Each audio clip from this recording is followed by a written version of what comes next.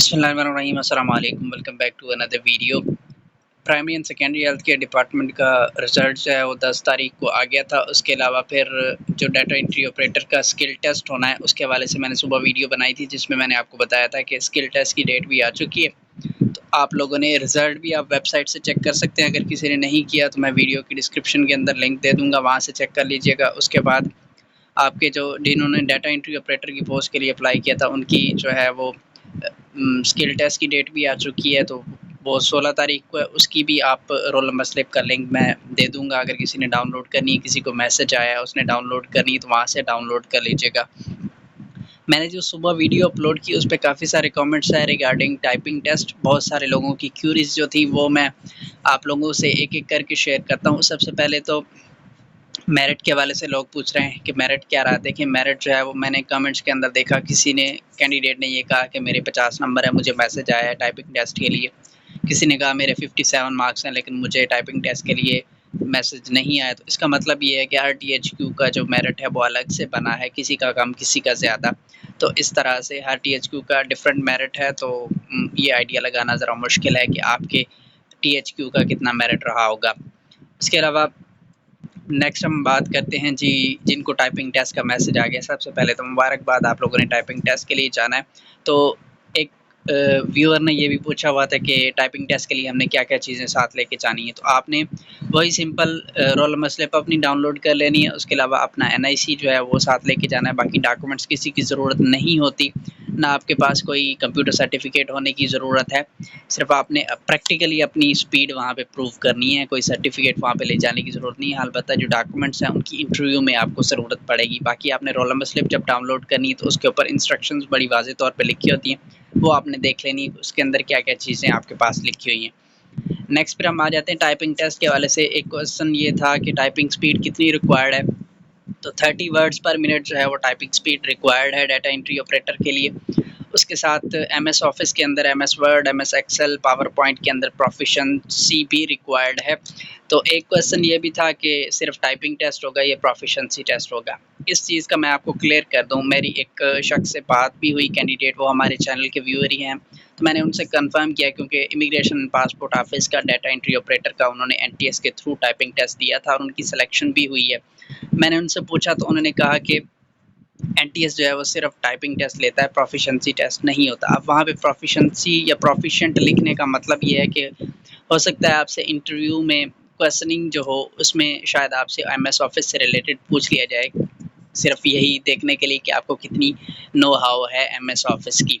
तो प्रोफिशिएंसी तब आपकी चेक हो जाएगी, लेकिन फ़िलहाल आपका टाइपिंग टेस्ट ही होगा। 30 वर्ड्स पर मिनट टाइपिंग स्पीड रिक्वायर्ड। अब कुछ लोगों का ये सवाल भी है कि क्या 30 वर्ड्स पर मिनट टाइपिंग स्पीड इनफ है, ये टाइपिंग टेस्ट के कोई मार्क्स वगैरह हैं? देखिए टाइपिंग टेस्ट के मार्क्स नहीं हैं, आप लोगों ने सिर्फ इसको क्लियर करना है। अब कुछ लोगों का सवाल ये है कि सिर्फ 30 वर्ड्स पर मिनट हमारी टाइपिंग स्पीड हो चल जाएगा। देखें बात इस तरह से है कि 30 वर्ड्स पर मिनट का मतलब तो है कि आपने सिर्फ पास किया उसको।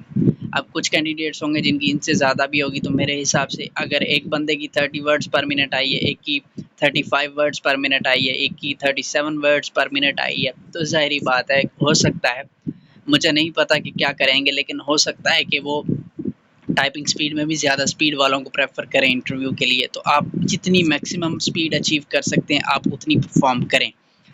इसके अलावा फिर बाकी आप अल्लाह पे छोड़ दें कि क्या होता है इंटरव्यू के लिए। तो आपने 30 वर्ड्स पर मिनट जो है वो अपने माइंड में रख के नहीं जानी, आपने मैक्सिमम माइंड में रख के जानी है। जितनी आप परफॉर्म कर सकते हैं, जितना आप बेहतर परफॉर्म कर सकते हैं उतना आपके लिए बेहतर है इंटरव्यू के लिए।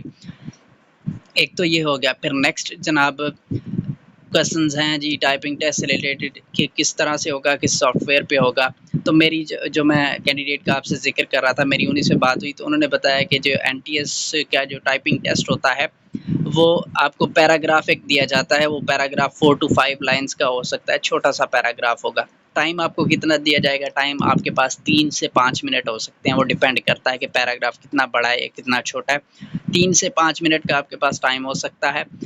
4, 5 या 6 लाइन्स का आपके पास पैराग्राफ हो सकता है जिसको आपने टाइप करना है, और वो आपको पेपर पे पैराग्राफ नहीं लिख के दिया जाएगा, वो एक स्क्रीन के ऊपर ही होगा, वहाँ से देख के आपने टाइप करना होता है।